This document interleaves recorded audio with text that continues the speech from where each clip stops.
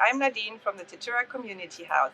As part of our climate adaptation grant that we received from the Department of Environment, Land, Water and Planning, we are producing a series of videos around saving energy and protecting our environment. In today's video, Leanne is reviewing Tom's power bill and will discuss simple ways to conserve energy and reduce costs. Today I'm going to talk to Tom about his electricity bill and how we can improve on maybe his pricing. So we'll go to the Compare website later on. But first of all, we want to actually talk about his house, and then we'll have a talk about his bills.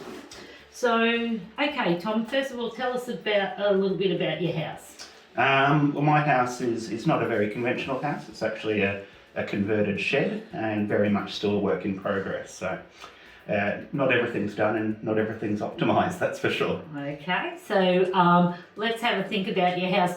When is it most comfortable, in the winter or the summer? Certainly in the winter's more comfortable than the summer. It gets quite hot in summer and I don't have any air conditioning. Right. Not that I particularly want to add an air conditioner, but I would like some more passive elements to keep the house a bit more maintainable. Right, and what do you heat your house with? I heat the house with a wood fire. Yep.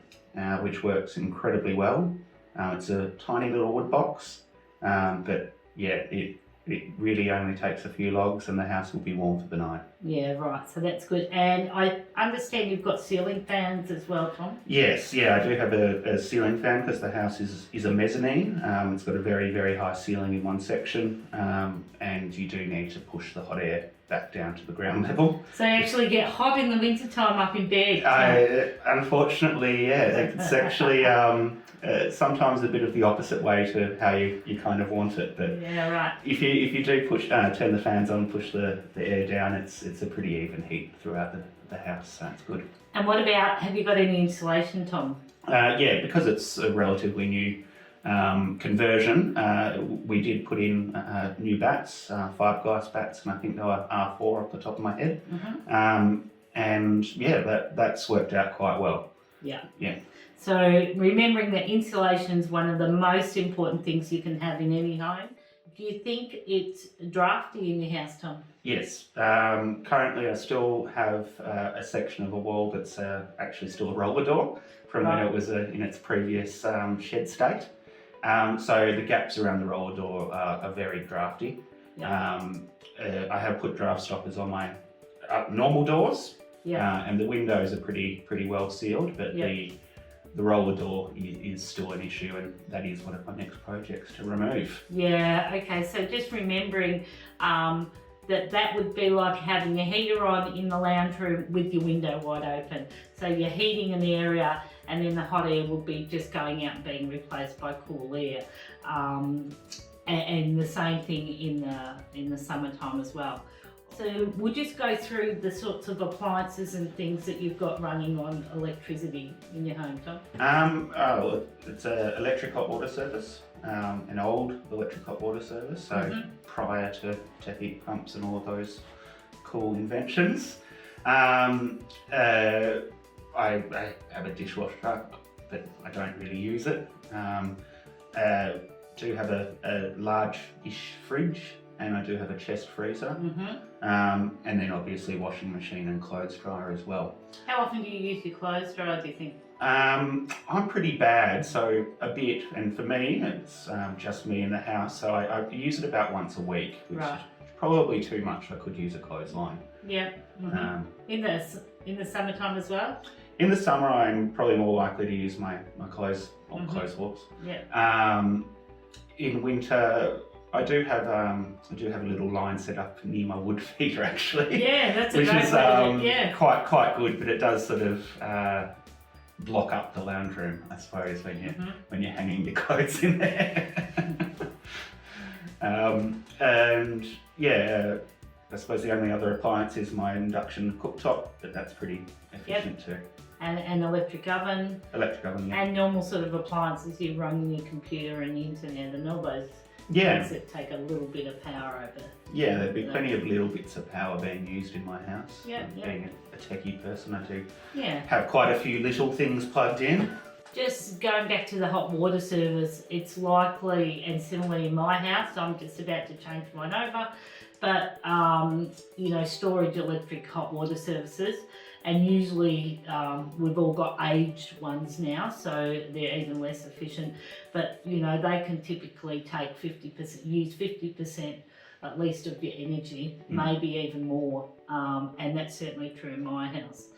Okay, so we'll have a look at Tom's bill. We've got a sense of where he's living. So Tom's with AGL, so that's his electricity retailer. So when we talk about where we get our power from, it's actually a retailer that sells us to it, and there's many in Victoria. So AGL electricity, what else have we got? We'll just scroll down. So Tom's latest charges are $427.82. Now Tom gets charged quarterly, so this bill is from the 19th of January to the 18th of April, and we haven't had a particularly hot summer, so it's a fairly mild 3 months, I would say. Let's have a look here. So Tom's average daily cost, is $4.75. We measure electricity in kilowatt hours, so kWh, kilowatt hours, and Tom uses 12.6 kilowatt hours usually a day. Okay, and you can see how Tom's energy use changes throughout the year. We'll scroll down Tom's bill, and what we actually saw in the right hand side of his bill here, Tom made a comment that he could probably get a better deal, and I said yes, you probably can. And right on the bill, AGL actually tell him that based on his past usage, a different plan with them may cost him, may save him $101 a year. So they don't automatically put Tom on that, but they suggest that that could happen maybe if you made a forward step. So that's interesting to see that.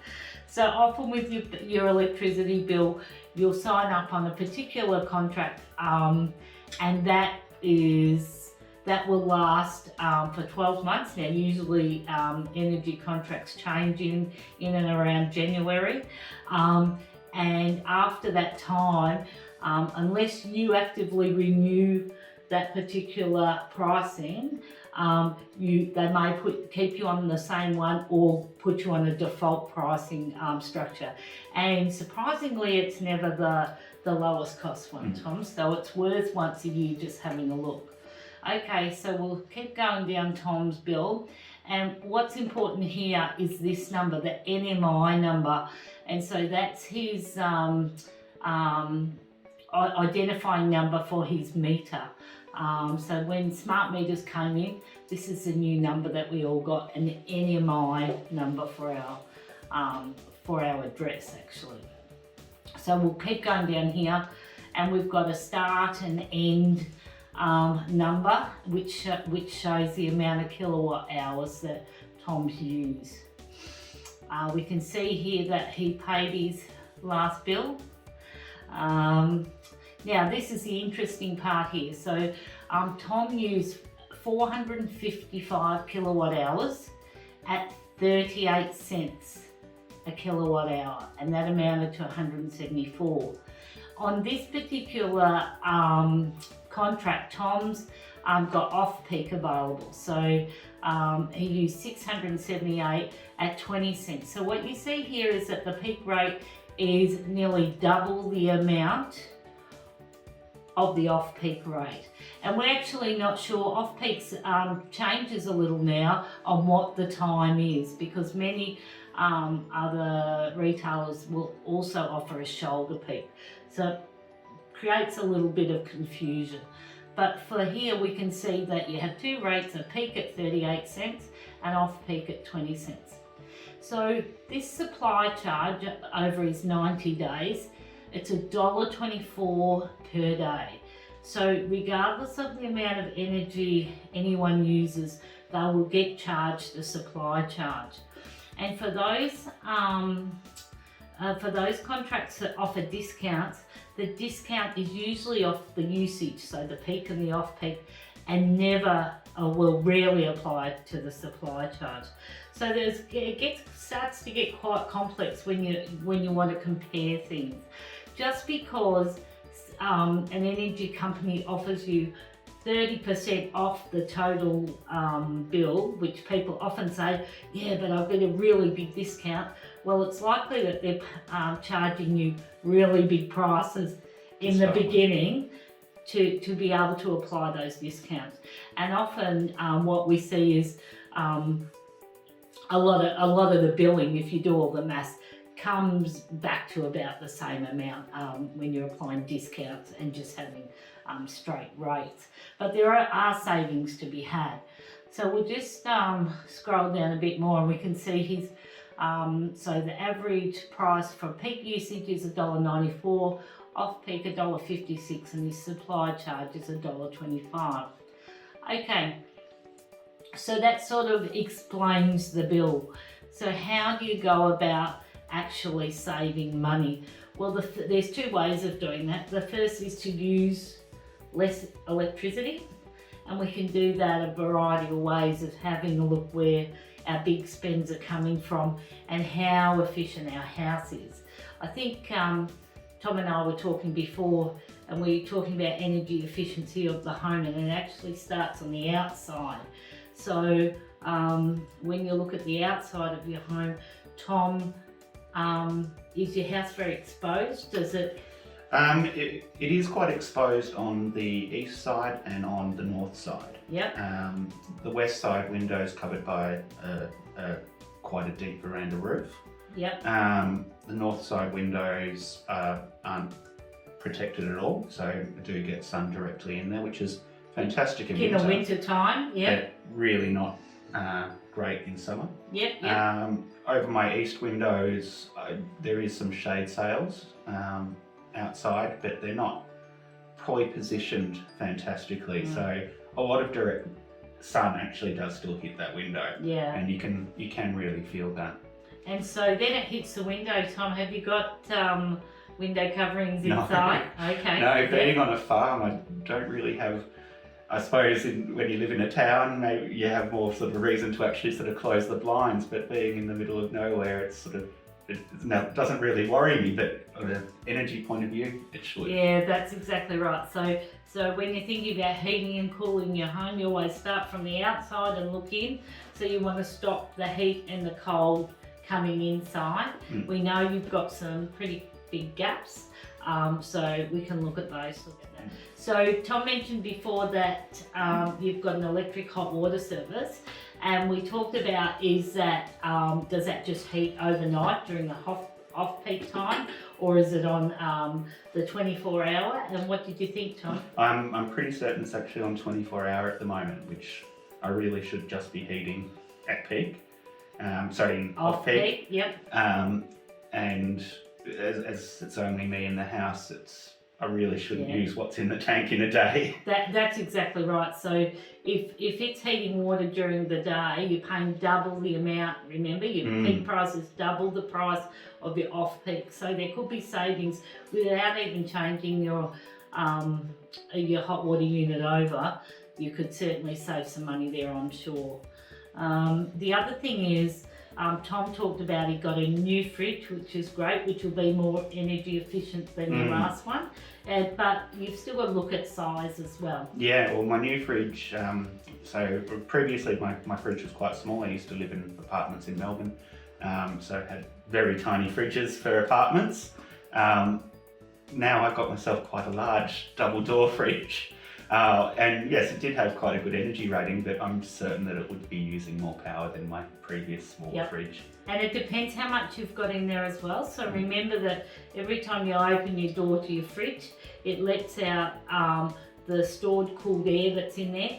And if your fridge is actually empty, it's got to cool down all the air inside it. If you've actually got what we call some thermal mass in there, if you've got some, your fridge is full of cold things, it takes less energy to bring it back to under 4 degrees. So keeping your fridge and freezer full. You can even put ice cream containers in there with water, anything you like that will stay cool. Then Tom also said that he's got a chest freezer. Yeah. And chest freezers, particularly older ones, people tend to have older chest freezers and the shed fridge, which are usually the least efficient appliances in their homes. So just consider that sometimes. Yeah, I try not to use it. It's only when I've been doing lots of cooking or we have a lamb or something like that, then it will get turned on. Yep. But I'd say it's probably only on for 50% of the year. Okay, so that's a really good way to manage that you have it turned off when you're not using it, and then when it's full, of course you've got it on. Okay, so that's some of the ways, and certainly if Tom closes the gaps around his doors, I'm sure that will make a big difference into the heating and cooling. Of course, he uses wood heating, so that's not going to affect the electricity at all, but it will make his home more comfortable, and you could run your heater lower anyway, use less wood perhaps. Yeah, and being on a farm, we do have endless supply of the wood, so it's a very affordable option, and I do use 100% like naturally felled, or fallen timber. Yep. So I'm not chopping down any trees or anything like that. I am just picking up. Yep. So for some people, they've got wood heating and having to pay a premium price for firewood. So that's something else to consider when people, are looking at what are their heating options in their houses. If you've got a wood heater and you don't have access to wood, from a cost point of view, you can actually upgrade to decommission your wood heater and upgrade to efficient appliances and reduce your costs. Okay, Tom, the next thing we're going to do is have a look at the government compare website. We'll see if we can make some savings via the charges that you're being charged through your retailer. Yep.